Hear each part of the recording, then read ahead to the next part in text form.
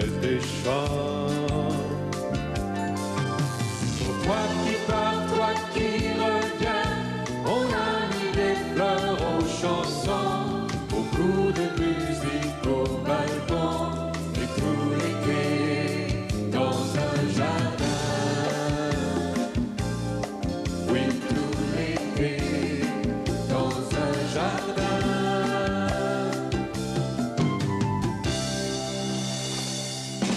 Merci beaucoup. Bonsoir, mesdames, messieurs. Bienvenue à Côté Jardin.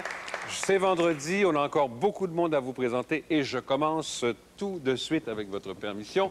On va commencer d'abord par dire un beau bonsoir à Jean-François William. Bonsoir, Oui, Jean-François. salut, Jacques. Longtemps qu'on s'est vu, hein? Ben oui. Il a fait un Moi, bon ce soir, 5. je suis venu vous expliquer comment on compose une chanson à succès. Un secret. Ah oui, puis tu vas nous dévoiler le secret? Eh oui. Ah, fantastique. Hélène Caron, bonsoir, Hélène. Bonsoir, Jacques, ça va bien? Oui, ça va mieux. Ça parce va qu'il mieux. faisait chaud. On a eu hein? toute une vague Oh, de chaleur. mes hein. enfants. On va parler du coup de chaleur ce soir.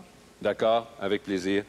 Michel Corriveau, bonsoir Michel. Bonsoir, Jacques. Un autre gars que j'ai pas vu depuis des années, mais avec qui j'ai souvent travaillé. Oui, Parce qu'il était agent d'artiste à ce moment-là. effectivement. Et là, ce soir, je vous parle avec Clairon et Zétambour d'un spectacle qui s'appelle Invitation Québec. D'accord.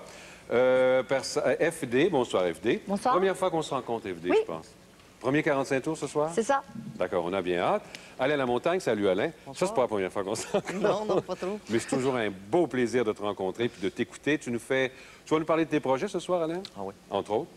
Puis une belle... Souffler du Sud. Souffler du Sud? Oui. OK. Pas de canicule, par exemple. Non. Alana, bonsoir, Alana. Bonsoir, Jacques. Moi, je vous parle de l'été Inca à Montréal. C'est d'abord, évidemment, l'exposition L'Empire Inca et les trésors du Pérou, mais c'est aussi aujourd'hui la fête nationale des Péruviens. Alors, je vous donne les détails tout à l'heure. D'accord. Patrice, allô, Patrice. Salut, Jacques. Salut. La canicule, Oui. je suis en délire complètement. Je délire. Toi, c'est la clavicule, en plus. À tout à l'heure, Patrice, parce que tu vas nous dire, comme d'habitude, Oh, absolument, qu'est-ce qu'on doit faire en Oui, fin de qu'est-ce qu'on fait semaine. les fins de semaine? Je sais pas, il n'y a rien à faire, je pense. Complètement parti. En tout cas, mon invité, il a 60 ans. J'espère qu'il n'y a pas objection à ce qu'on le dise, parce que de toute façon, il ne les fait pas. Et depuis 40 ans, on le voit monter aux barricades pour défendre les causes qu'il croit justes, le sculpteur Armand Vaillancourt. Bonsoir, Armand. Bienvenue chez nous. Bon, Armand, on va commencer par une bataille. On va commencer à parler d'une bataille. Sur la rue Crescent, il y avait une sculpture de Vaillancourt. Je dis il y avait, elle n'est plus là. Elle est rendue, je pense, dans le Vieux-Port, si je ne me trompe pas. C'est bien ça, oui. J'aimerais savoir, et sûrement beaucoup de gens qui étaient peut-être en amour avec ta sculpture, d'autres qui l'ont moins aimée parce qu'il y a eu, je pense, des plaintes de certains marchands de la rue Crescent. Et c'est comme ça que tout a commencé? Ben, j'ai été invité dans le cadre du Carnaval du Soleil pour monter une sculpture sur la rue Crescent. Par qui? Invité par qui? Un groupe du Carnaval du Soleil. Oui. Et puis, j'ai fait ma sculpture, comme d'habitude. Et la première journée, je suis arrivé là, j'avais même pas encore mon matériel et que les gens commençaient à contester parce qu'on prenait 2, 3, 4 stationnements d'auto. Alors, une semaine après, quand je suis arrivé avec mon matériel, évidemment, c'était encore beaucoup plus ardu pour eux autres. Hein?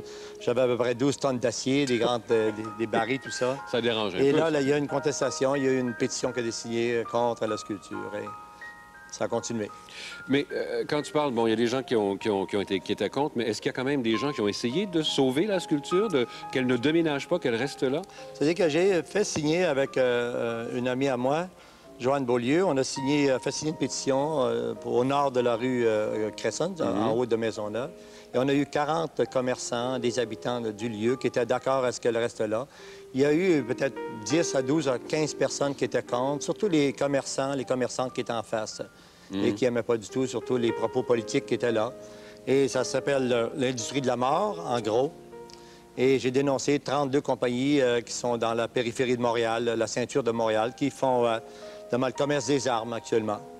Alors, donc, personne ne sait. Tous ces noms-là étaient écrits sur la sculpture. Ah, bien écrit, Bon. très lisible à part ça. C'était dérangeant, ça. Ben, C'était c'est dérangeant, mais c'est eux autres qui sont hypocrites, c'est pas moi. Est-ce que tu avais certains recours, Armand, vis-à-vis de la Ville de Montréal, par exemple? Est-ce que tu aurais pu en avoir? C'est-à-dire que la seule chose, c'est que j'ai demandé une extension du 26 de juin. Et on m'a dit, bon, si tu peux trouver 12 à 15 signatures, on va reconsidérer le fait que tu puisses rester l'été, c'est-à-dire jusqu'au 21 septembre. Et quand j'ai eu les 40 signatures, on a l'impression qu'ils ont été bloqués par ça. Et je trouve malheureux que la Ville de Montréal n'ait pas de politique culturelle encore. Le RCM, avec notre Jean Doré, qui a prôné beaucoup pour la liberté d'expression, ne voulait pas avoir un autre corridor. Ce qui vient de se produire sur la rue Cresson, en fait, c'est une autre forme de corridor avec la même sorte de menace que Jean Doré a fait, excepté qu'il a exécuté. Vendredi, quand on a déplacé la sculpture, il y avait les camions de la Ville de Montréal qui rôdaient alentour, la police qui était là, des gens de la voirie de Montréal qui étaient prêts justement à sauter à 4 heures pour la démolir. On a vu une espèce de frustration de voir que moi, je m'étais organisé peut-être un peu mieux qu'eux. J'avais trouvé une place dans le Vieux-Port que je croyais assez correcte. Et dommage, la haute direction n'a pas été avertie. Moi, c'est une invitation de sculpteur qui était solidaire, j'imagine, avec ma sculpture. Et on a passé presque en fraude au Vieux-Port pour ne pas alerter, justement. Et j'ai fait une conférence de presse devant une quarantaine de journalistes qui venaient un peu de Toronto, un peu de travers le Canada. Et je leur ai dit que je m'en allais quelque part, de me suivre pour ceux qui voulaient savoir où j'allais. Est-ce qu'il est possible encore, Armand, qu'on la redéloge du Vieux-Port? Ça se peut, ça, je veux dire? C'est plus que possible. À partir du 4 septembre, je suis dans l'illégalité encore une fois. Alors, on va encore recommencer encore à faire des pressions. Il y a des gens de la campagne qui m'appellent, qui me disent, ben écoute, on a un grand terrain, est-ce que tu veux la placer sur notre terrain? On serait très fiers d'avoir une sculpture avec un engagement social comme celui-là. Mais moi, je veux la garder dans le cœur chaud de Montréal, des endroits où ça peut frapper ou heurter les gens qui sont en désaccord avec cette sculpture-là. J'aime un art qui est vivant. Et je trouve que c'est curieux pour un artiste comme moi qui fait de la sculpture, comme vous l'avez annoncé, depuis 40 ans. Et je suis encore à balbutier, encore à mes premiers pas pour la crédibilité que les gens peuvent avoir vis-à-vis de mon travail. Je sais qu'il y a un symposium à Thetford Mines et j'ai su une nouvelle qui n'est pas une hier. Je pense qu'il y a des gens qui voudraient me bloquer déjà pour le symposium international de Thetford Mines, alors que j'ai travaillé depuis le début à constituer ce symposium-là.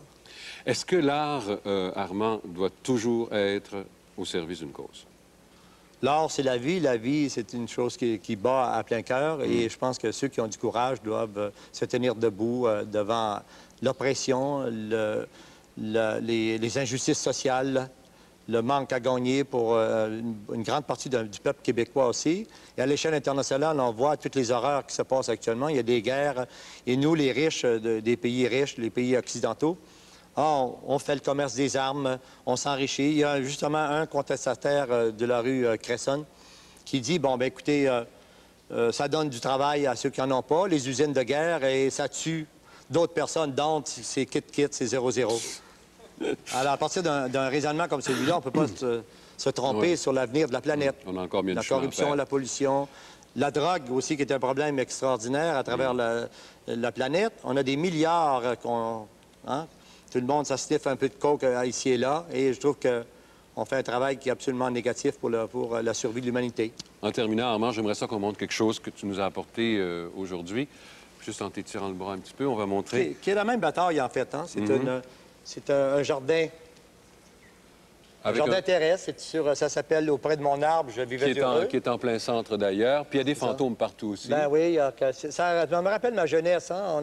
Je suis le 16e d'une famille de 17 et chez nous, à la campagne, à Saint-Ferdinand d'Halifax, on avait le mois des morts. C'était un mois qui était extraordinaire. On aimait ça d'avoir peur. On allait chercher du grain le soir à partir de 5 h, 6 h dans la vieille maison. Là, et, quand il n'y en avait pas, on envoyait apparaître quand même. Où est-ce qu'on peut se la procurer, Armand? Chez moi. Direct 42, comme ça? C'est ça. C'est quoi l'adresse chez toi? 4211 avenue de l'Esplanade. D'accord. Merci beaucoup de ta visite, Armand, et bon été. OK, merci. Okay. Au revoir. Alors, je vais aller faire un petit tour du côté de la fontaine. C'est un gars, habituellement, à qui on disait « As-tu du feu? » Puis il nous répondait toujours « Non, j'ai du beurre de pinot. » Mais là, tu réponds plus ça. Non. Là, c'est fini. De ce temps-ci, premièrement, les choses importantes, je suis en amour de sa tête. Oui. Mais alors... non seulement tu es en amour, mais tu es en voyage de noces. Oui. D'ailleurs,